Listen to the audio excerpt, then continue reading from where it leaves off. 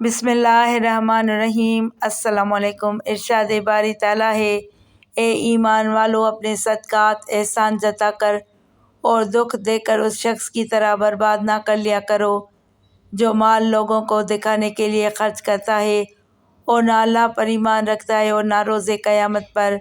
اس کی مثال ایک ایسے چکنے پتھر کی سی ہے جس پر تھوڑی سی مٹی پڑی ہو، پھر اس پر زوردار بارش ہو تو وہ اسے پھر وہی سخت اور صاف پتھر کر کے ہی چھوڑ دے، سو اپنی کمائی میں سے ان ریاکاروں کے ہاتھ کچھ بھی نہیں آئے گا اور اللہ کافر قوم کو ہدایت نہیں فرماتا۔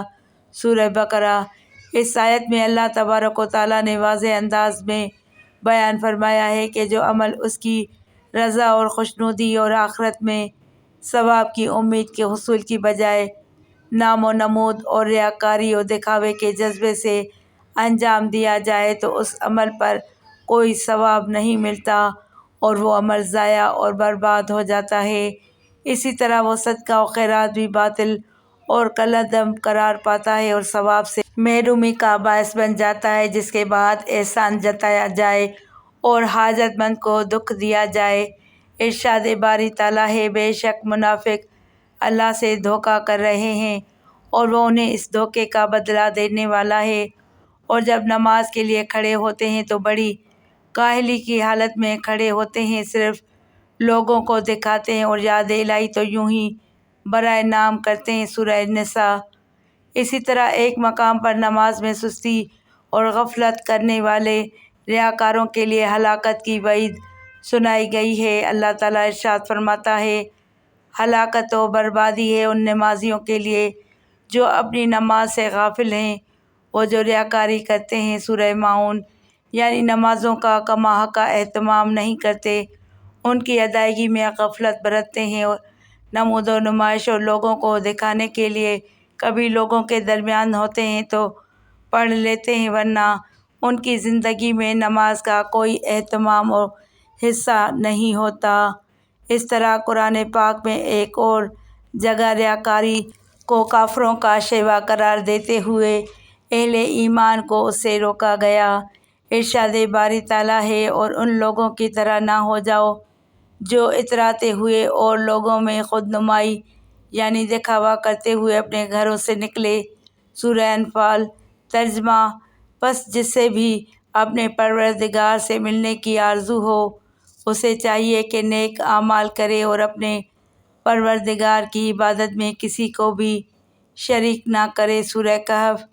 یہاں عمل صالح سے یہی مراد ہے اور حقیقت میں یہی نیک عمل کہلانے کا مستحق ہے جو مطابق سنت ہو۔ اسی طرح قبولیت عمل کی دوسری شرط یہ ہے کہ وہ عمل اور نیکی اخلاص کے ساتھ اللہ کی رضا جوئی کے لیے انجام دی جائے، دوسروں کو دکھانے کے لیے ریاکاری کے جذبے سے انجام نہ دی گئی ہو۔ آیت میں مفسرین شرک سے ریاکاری ہی مراد لیتے ہیں اور آیت کے شان نزول سے اس کی تائید بھی ہوتی ہے۔ ریاکاری اور شہرت و نمود کا جذبہ شرک ہے، اور شرک کی یہ خاصیت ہے کہ اس سے عمل باطل ہو جاتا ہے۔ یہی وجہ ہے کہ محسن انسانیت حضور اقدس صلی اللہ علیہ وآلہ وسلم کو اپنی امت کے بارے میں اس بات کا بہت ڈر یعنی اندیشہ تھا کہ کہیں ایسا نہ ہو کہ میری امت اس بیماری کا شکار ہو جائے۔ اس لیے آپ صلی اللہ علیہ وآلہ وسلم نے اس کی برائی اور تباہی کو اپنے ارشادات سے واضح فرمایا۔ ایک موقع پر رسول اللہ صلی اللہ علیہ وآلہ وسلم نے ارشاد فرمایا، میں تمہارے بارے میں سب سے زیادہ شرک اصغر سے ڈرتا ہوں۔ صحابہ کرام رضوان اللہ عنہم اجمعین نے دریافت کیا، یا رسول اللہ صلی اللہ علیہ وآلہ وسلم، شرک اصغر کیا ہے؟ آپ صلی اللہ علیہ وآلہ وسلم نے فرمایا، ریاکاری۔ ایک اور روایت میں رسول اللہ صلی اللہ علیہ وآلہ وسلم نے اپنی امت کے بارے میں شرک کا خوف ظاہر فرمایا۔ دریافت کیا گیا کہ کیا آپ صلی اللہ علیہ وآلہ وسلم کے بعد آپ صلی اللہ علیہ وآلہ وسلم کی امت شرک میں مبتلا ہو جائے گی؟ آپ صلی اللہ علیہ وآلہ وسلم نے ارشاد فرمایا، ہاں۔ پھر یہ وضاحت فرمائی کہ وہ لوگ چاند سورج کے پتھر اور بتوں کی پرستش نہیں کریں گے، لیکن ریاکاری کریں گے اور لوگوں کو دکھانے کے لیے نیک کام کریں گے۔ تفسیر ابن کثیر۔ حضرت ابو سعید خدری رضی اللہ تعالیٰ عنہ سے روایت ہے کہ رسول اللہ صلی اللہ علیہ وسلم نے ارشاد فرمایا، کیا تمہیں وہ چیز نہ بتاؤں جو میرے نزدیک تمہارے لیے دجال سے یعنی دجال کے فتنے سے بھی زیادہ خطرناک ہے؟ عرض کیا گیا، یا رسول اللہ صلی اللہ علیہ وسلم ضرور بتائیں۔ آپ صلی اللہ علیہ وسلم نے ارشاد فرمایا، شرک خفی یعنی پوشیدہ شرک، اس کی ایک صورت یہ ہے کہ آدمی کھڑا نماز پڑھ رہا ہو، پھر اس بنا پہ اپنی نماز کو مزین کر دے کہ کوئی آدمی اسے دیکھ رہا ہے۔ ابن ماجہ۔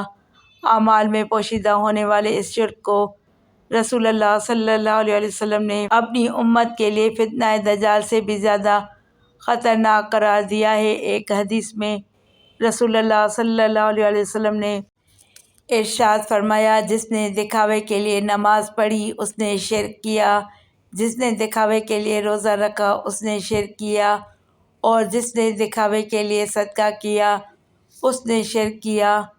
صحیح مسلم میں حضرت ابو ہریرہ رضی اللہ تعالیٰ عنہ سے مروی ہے کہ رسول اکرم صلی اللہ علیہ وسلم نے فرمایا، قیامت کے دن 3 بندے رب کی بارگاہ میں حاضر ہوں گے، ان میں سے پہلا شخص ایسا ہوگا جو کہ شہید ہوگا، اللہ تعالیٰ اسے دنیا میں دی جانے والی نعمتیں گنوائے گا، شہید نعمتوں کا اقرار کرے گا، پھر اللہ تعالیٰ اس سے پوچھے گا، تو نے ان سب نعمتوں کے مقابل دنیا میں میرے لیے کیا کیا؟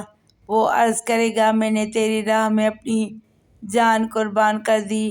رب فرمائے گا، تو جھوٹا ہے، تو نے جان اس لیے قربان کی کہ لوگ تجھے بہادر اور شہید کہیں، تو شہید کہلا چکا، فرشتوں لے جاؤ اسے اور ڈال دو جہنم میں۔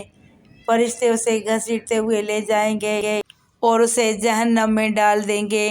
پھر ایک دوسرا شخص رب کی بارگاہ میں حاضر ہوگا جو عالم و قاری ہوگا، رب تعالیٰ اس سے بھی دنیا میں دی گئی نعمتیں گنوائے گا، وہ ان نعمتوں کا اقرار کرے گا، پھر رب تعالیٰ اس سے پوچھے گا کہ تو نے ان نعمتوں کے مقابل دنیا میں میرے لیے کیا کیا؟ وہ عرض کرے گا، میں نے علم سیکھا اور سکھایا، قرآن پاک پڑھا اور پڑھایا۔ رب تعالیٰ فرمائے گا، تو نے علم سیکھا اور سکھایا اس غرض سے کہ عالم کہلایا جائے، قرآن پاک اس لیے پڑھا اور پڑھایا کہ قاری کہلایا جائے، تو دنیا میں تو کہلا چکا، فرشتوں لے جاؤ اسے اور ڈال دو جہنم میں۔ فرشتے اسے گھسیٹتے ہوئے لے جائیں گے اور اسے جہنم میں ڈال دیں گے۔ پھر آخر میں ایک سخی رب کی بارگاہ میں حاضر ہوگا، اللہ تعالیٰ اسے بھی دنیا میں دی جانے والی نعمتیں یاد دلوائے گا، وہ نعمتوں کا اقرار کرے گا، پھر رب فرمائے گا کہ تو نے ان نعمتوں کے مقابل دنیا میں میرے لیے کیا کیا؟ وہ عرض کرے گا، اے رب، میں نے اپنی ساری دولت تیری مخلوق پر لوٹا دی۔ رب تعالیٰ فرمائے گا، تو جھوٹا ہے، تو نے دولت اس لیے خرچ کی کہ لوگ تجھے سخی کہیں، تو دنیا میں سخی کہلا چکا، فرشتوں لے جاؤ اس سخی کو اور ڈال دو جہنم میں۔ فرشتے اسے گھسیٹتے ہوئے لے جائیں گے اور جہنم میں ڈال دیں گے۔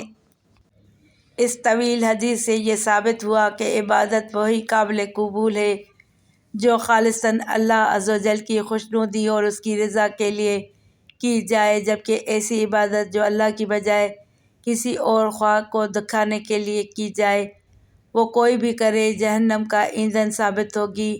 اسی حدیث شریف کو سنن ترمذی اور صحیح ابن خزیمہ اور صحیح الترغیب اور صحیح جامع میں یوں بیان کیا گیا ہے، پہلے 3 انسان جن سے قیامت کے دن جہنم کی آگ بھڑکائی جائے گی، ایک قرآن کا حافظ جو حافظ بنتا ہے دکھاوے کے لیے، خود کو قاری صاحب کہلانے کے لیے، نہ کہ اللہ کے دین کے لیے، 2 شہید جو اس لیے میدان جنگ میں لڑے کہ لوگ اس کو بہادر کہیں اور اس کی واہ واہ ہو، نہ کہ اللہ کی راہ میں شہادت کی تمنا، 3 مالدار جو دکھاوے اور جھوٹی عزت کمانے کے لیے بہت صدقے خیرات اور صلہ رحمی کرتا ہو۔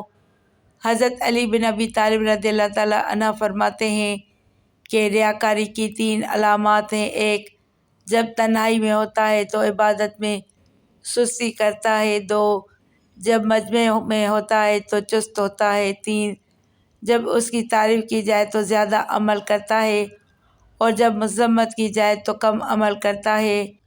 حضرت فصیل بن ایاس رحمۃ اللہ تعالیٰ علیہ فرماتے ہیں، ماضی کے ریاکار اس عمل کا دکھاوا کرتے تھے جو وہ کرتے تھے، اور آج کے ریاکار ایسے اعمال کا دکھاوا کرتے ہیں جو عمل کرتے ہی نہیں۔ ابن عربی رحمۃ اللہ علیہ فرماتے ہیں، سب سے زیادہ خسارے میں وہ شخص ہے جو لوگوں کے سامنے اپنے نیک اعمال ظاہر کرتا ہے، اور وہ ذات جو رگِ جاں سے بھی زیادہ قریب ہے اس کے سامنے برے اعمال کرتا ہے۔ اللہ سبحانہ و تعالیٰ سے دعا ہے کہ اللہ تعالیٰ ہمیں دکھاوے اور ریاکاری سے بچنے کی توفیق دے اور ہماری نیتوں میں اخلاص پیدا فرمائے، آمین یا رب العالمین۔ محترم ناظرین، گزارش ہے کہ اگر میری آج کی یہ معلوماتی ویڈیو آپ کو پسند آ جائے تو براہ کرم اس ویڈیو کو لائک اور شیئر کر دیجیے، اور میرے اسلامی و اصلاحی چینل کو سبسکرائب کر لیجیے۔ جزاک اللہ خیراً کثیرا۔ اللہ ہم سب کا حامی و ناصر ہو۔